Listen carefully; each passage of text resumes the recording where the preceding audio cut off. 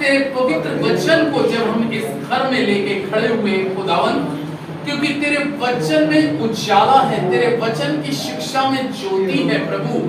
और खुदावन हम दुआ करते आज पिता इस घर के बेटे कुणाल के लिए जिसका बर्थडे है प्रभु, बेशक वो यहाँ पर नहीं अपने हॉस्टल में पढ़ाई कर रहा है प्रभु, लेकिन हम उसकी जीवन के अंदर के रोशनी के लिए और चमक के लिए और प्रकाशन के बढ़ने के लिए आशीष मांगते हैं और प्रार्थना करते हैं आज वचन जो भी इस घर में दिया जाता है उसके द्वारा प्रभु तेरी ज्योति आज शिक्षा की यहाँ पर बढ़ने पाए, फैलने पाए, ताकि हम उस ज्योति में रहकर ज्योति की संतान बने।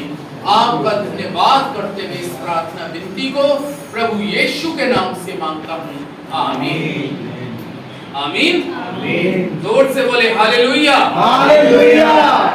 आइए परमेश्वर के लोगों, आज की इस पवित्र शाम में हम खुदा के पाक कलाम से जो आज पढ़ने जा रहे हैं, इस वचन का नीति वचन को देखें, उसका 6 अध्याय आज की शाम को पढ़ने के लिए पवित्र वचन में से नीति वचन की पुस्तक और उसका 6 अध्याय और उसका 23 पद को पढ़ेंगे।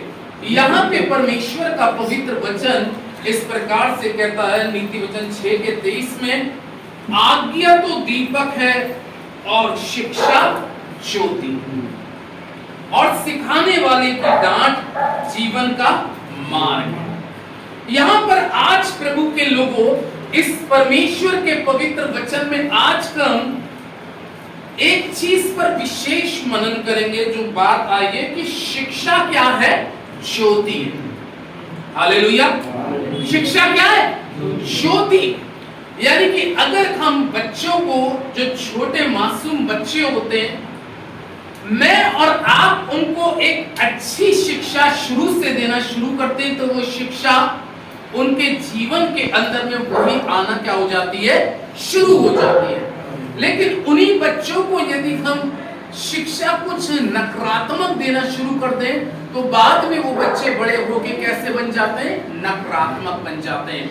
इसलिए आज मैं इस वचन के द्वारा आप लोगों को, इस वचन के द्वारा बताना चाहता हूं कि शिक्षा ज्योति के समान काम करती है। शिक्षा किसके समान काम करती है, ज्योति के समान। आज मैं परमेश्वर के वचन से, इस वचन के द्वारा आपको यह बताना चाहता हूं कि मेरा और आपका एक कर्तव्य है। जो लोग माता पिता बन चुके हैं, चाहे उनके बेटे और बेटियां कितनी उम्र में क्यों ना हो जाएं, लेकिन एक माँ बाप का कर्तव्य है और उसका फर्ज है कि अपने बच्चों को हमेशा और हमेशा वो शिक्षा देते रहे जिससे उनके जीवन में ज्योति बढ़ती जाए, ताकि वो ज्योति बहुतों के लिए फैलती चली जाए। हालेलुया। अगर हम बुढ़ापे तक परमेश्वर के लोगों अपने बच्चों को अगर वो शिक्षा देते हैं, तो वो शिक्षा एक ज्योति के समान काम करती है, एक ज्योति के समान काम करती है। और एक समय जब वो बच्चे भी किसी वक्त में प्रभु के लोगों माँ बाप बनते, तो फिर वही शिक्षा वो अपने बच्चों को भी देना क्या कर देते हैं, शुरू करते हैं, आरंभ करते हैं, ताकि वो ज्योति जो उनके बाप दादाओं के समय से उनके जीवन में जलना आरंभ हुई है, जो प्रकाशन, जो रोशनी उनको अपने गार्जियनों से मिली है, वही फिर वो अपने बच्चों को देना आरंभ करते हैं। एक जगह से अब हम शिक्षा के बारे में देखेंगे। एक बालक था छोटा, और बाइबल में लिखा है कि उसकी अभी ज्यादा कोई खास उम्र भी नहीं हुई है, और केवल उसका मां से दूध छूटा। केवल क्या छूटा है, दूध पीना छूटा है। उसको देखने के लिए आज हम देखेंगे पहले शमूएल की पुस्तक। पहले शमूएल की पुस्तक में परमेश्वर का जीवित और पवित्र वचन यहाँ पर शमूएल के लिए इस प्रकार से कहता है। ये वो शमूएल है प्रभु के लोगों कि जब हन्ना कैसी थी, बांझ थी। हन्ना कैसी थी, बांझ थी। रो रो कर, आंसू बहा बहा कर किसके आगे जाती थी, परमेश्वर के आगे जाकर, और परमेश्वर से क्या मांगती थी? हे मेरे प्रभु, हे मेरे परमेश्वर, हे मेरे सृजनहार, याकूब के परमेश्वर, इब्राहिम के परमेश्वर, इसहाक के परमेश्वर, तू मुझको एक क्या दे दे? बेटा दे। हालेलुया। मुझको क्या दे दे? बेटा दे दे। मेरी बांझ कोख को इस योग्य कर दे कि मैं एक बेटे को जन्म दे सकूं। लेकिन बाइबल क्या बतलाती है कि जब वो प्रभु की उपस्थिति में अपना बांझपन, खालीपन और ऐसा जीवन लेके जाती है, तो परमेश्वर का वचन इस प्रकार से कहता है, क्योंकि वो ज्योति की उपस्थिति में जा रही थी, और वहां पर परमेश्वर का कलाम जो कहता है, वहां पर एक परमेश्वर का याजक है जिसका नाम एली है। और बाइबल इस प्रकार से कहती है प्रभु के लोगों कि एली के द्वारा निश्चित है कि जब वो परमेश्वर के भवन में जाती है तो एली वचन के द्वारा उसको क्या देता होगा? शिक्षा देता होगा। उसकी शिक्षा में हो सकता है ये बात आती हो हन्ना के लिए, बेटी हन्ना तू परेशान मत हो, तू रो मत, तू उदास मत हो, तू व्याकुल न हो। एक दिन तेरा परमेश्वर तेरे लिए जरूर कोख में चमत्कार करेगा। एक दिन तेरा परमेश्वर तेरे बांझपन को क्या करेगा? खत्म करेगा। वो एली निश्चित है। याजकों के काम क्या होता है? अगर आप परमेश्वर के भवन में जाते हैं तो याजक क्या देते हैं? शिक्षा ही तो देते हैं। काय की शिक्षा?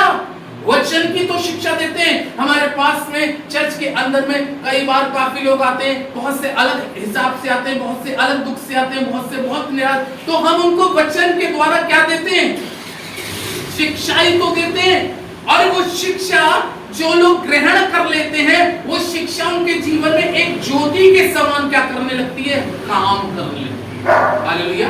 शिक्षा वो ज्योति के समान काम करने लगती है। और निश्चित है, शमूएल कलाम में लिखा है कि जब वो ऐसे कर करके प्रार्थना करती होगी, एक बार नहीं, एली उसको बार बार शिक्षा देता होगा। विश्वास रख, परमेश्वर पे भरोसा रख, परमेश्वर की बातों पर, इस शिक्षा पर मन लगा, इस शिक्षा को अपने जीवन में उतार ले, क्योंकि एक दिन ये शिक्षा तेरे लिए गले का हार बन जाएगी। एक दिन ये शिक्षा तेरे लिए ज्योति बन जाएगी। इसको स्वीकार कर। और वो एली की, क्योंकि एली भी कोई अपनी तरफ से तो बात नहीं कहता होगा, वो याजक था, काय में से बोलता होगा? परमेश्वर के वचन में से। और एक दिन परमेश्वर का कलाम क्या कहता है कि वो बांझपन, वो शिक्षा को सुनते सुनते, उस वचन की बातों को सुनते सुनते, एक दिन हन्ना का जीवन का बांझपन इस शिक्षा ने क्या कर दिया? खत्म कर दिया। वो सुनती थी बात। आपको प्रभु की उपस्थिति में सुनने के लिए उसके निकट जाना बहुत जरूरी है। कलाम में क्या लिखा है? एक दिन वही एली, एक दिन वही क्या एली कह रहा है परमेश्वर के वचन के मुताबिक कि तू, तेरे को परमेश्वर मन चाहा क्या दे? वरदान दे। कलाम में लिखा है प्रभु के लोगों, अगर हम इसके 17वें पद में पढ़ेंगे तो देखिए, एली ने कहा, कुशल से चली जा, इज़राइल का परमेश्वर तुझे मन चाहा क्या दे? आमीन। क्या सुनती थी वहां पे आके? शिक्षा सुनती थी। और शिक्षा क्या है? ज्योति है। वो ज्योति उसके जीवन के अंदर में, जो उसके जीवन का अंधेरा था, जो उसके जीवन का दुख था, जो उसके जीवन का कष्ट था, जो उसके जीवन की व्याकुलता थी, जो अकेले में रोती थी, जो अकेले में आंसू बहाती थी, अपना दुख किससे कहूं? मैं तो सताई जाती हूं, चिढ़ाई जाती हूं, अपमानित की जाती हूं। लेकिन जब उसने उस शिक्षा को पकड़ लिया, कलाम में लिखा ना कि शिक्षा को अपने गले का क्या बना लेना? हार बना लेना, और अपने हृदय रूपी पट्टियों पे क्या कर लेना? लिख लेना। उसने ये बात जरूर है, एली के मुंह की बात को लिख लिया कि इस समय ये परमेश्वर का दास कह रहा है कि परमेश्वर तुझे मन चाहा क्या दे? वर दे। उसने लिख लिया होगा। उसने परमेश्वर की बात को समझ लिया कि आज परमेश्वर का दास, अभी तक तो ये मुझे नशे में समझ रहा था, अभी तक तो वो मुझे ओछी स्त्री समझ रहा था, अभी तक तो वो मेरे लिए पता नहीं क्या सोच रहा था, लेकिन अब जो इसके मुंह से निकल रहा है वो किसकी तरफ से निकल रहा है? परमेश्वर की तरफ से निकल रहा है। और जो परमेश्वर की तरफ से शिक्षा आती है, उस शिक्षा में एक बहुत बड़ी ज्योति प्रकाशन आता है। और कलाम इस प्रकार से कहता है, प्रभु के लोगों, जब उसने उस शिक्षा के द्वारा उसको आशीष देते हुए कहा, जा इज़राइल का परमेश्वर तुझे मुंह मांगा वरदान दे, यानी कि जो तू मांग रही है वो तेरे जीवन में हो जाए। क्या आपको मालूम है वो अंधेरी कोख, जो खंडर भरी कोख, जो दुख से भरी कोख थी, कलाम क्या कहता है कि उस शिक्षा के द्वारा ज्योति उसके जीवन में आ गई और उसका शोक आनंद में क्या हो गया? बदल गया। हमारे जीवन के अंदर में अगर आप इस शिक्षा को अपने जीवन के अंदर में वास्तविक रूप से ग्रहण करते हो और वास्तविक रूप से आप इसको ले लेते हो, मैंने कहा शिक्षा ज्योति है। जब उसको ये बच्चे की आशीष मिली, कलाम इस प्रकार से कहता है कि जब उसके जीवन के अंदर में एक समय आया, उसने उसको परमेश्वर की शिक्षा के लिए कहां छोड़ दिया? कलाम कहता है 23 में और 24 में पद में लिखा है, उसके पिता पति एल्काना ने उससे कहा, जो तुझे भला लगे वही कर, जब तक उसका दूध ना छुड़ाए तब तक यहीं ठहरी रहे, केवल इतना हो कि यहोवा अपना वचन पूरा करे। इसलिए वो स्त्री वहीं घर पर रह गई और अपने पुत्र के दूध छूटने के समय तक उसको पिलाती रही। जब उसने उसका दूध छुड़ाया तब उसको संग ले गई और 3 बछड़े और एपा भर आटा और कुप्पी भर दाख मधु ले गई और इस लड़के को शीलो में यहोवा के भवन में क्या कर दिया? पहुंचा दिया। और उसी समय से वो लड़का ही था। हालेलुया। कहां छुड़ा दिया? अभी देखिए क्या है वो लड़का। कैसा लड़का है? बस केवल उसका क्या छूटा है? दूध छूटा है। अब वो दूध छुड़ाने के बाद में उसने कौन सी शिक्षा को उसने प्रथम भाग दिया? कौन सी शिक्षा के प्रति वो गई?